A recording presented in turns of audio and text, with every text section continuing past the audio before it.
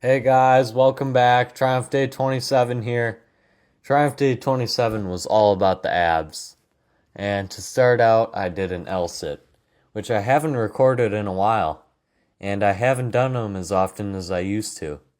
But here we are, it's back to summer, so I gotta get back into the L-sit season.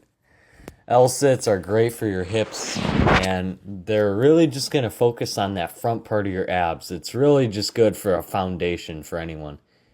And right there, I sped it up for you, but I went just for an even minute. And boy, were my hips tight today. I will be honest about that.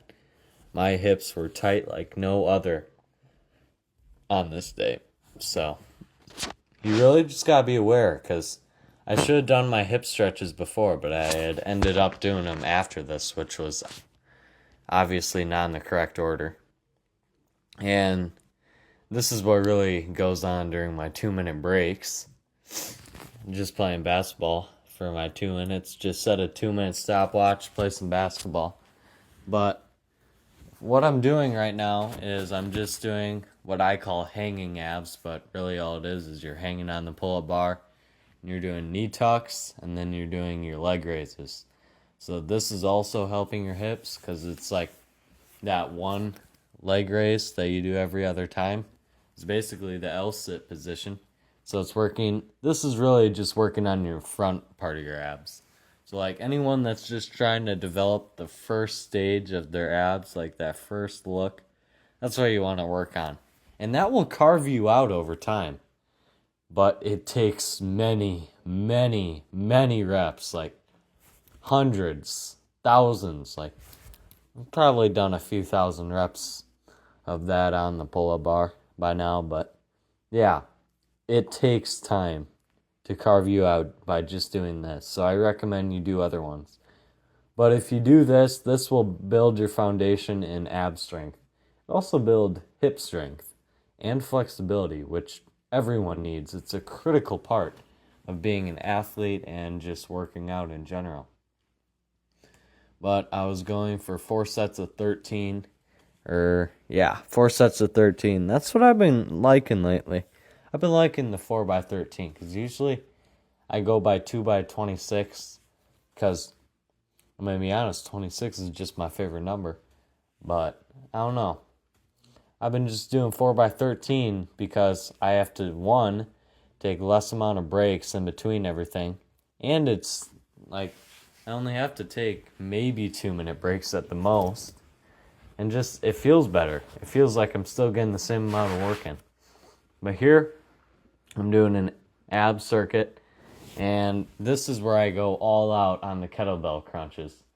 So I take a 20-pound kettlebell, and I just do crunches over and over. The overhead crunch where you bring up your feet. And I think I did like 75 reps. 75 reps.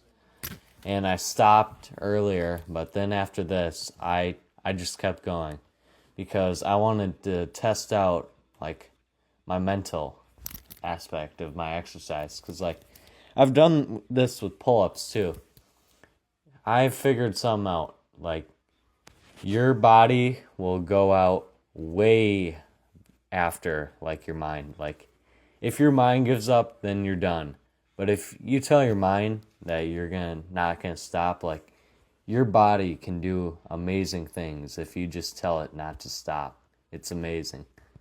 So yeah, I just did like 60 straight reps there, which was really insane. Like it's just that mental part. Like if you can just accept the pain, accept it, you're gonna get so much farther in life, not just in exercise. Mental pain is a huge aspect of life too. It's all about accepting it. And right here, I'm just doing serratus crunches. I'm doing my daily 1x35. And this is just for the aesthetics and carving, because I'm obviously a few steps down the road on abs. So now I just have to do the little things. And serratus crunches, all it does is it carves out the outer little parts of your abs and the top part of your abs. So it's really just nitpicking there. And here, this is oblique crunches. I personally think this is like the most effective oblique exercise there is. I just feel that it is, and you have to do it right, though. There are definitely ways to butcher this, because I used to.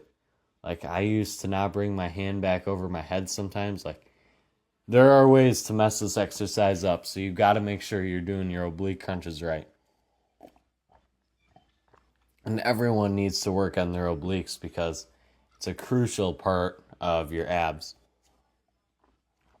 And to be honest, you're going to look kind of disproportionate if you don't. It's going to look kind of weird, and you don't want that.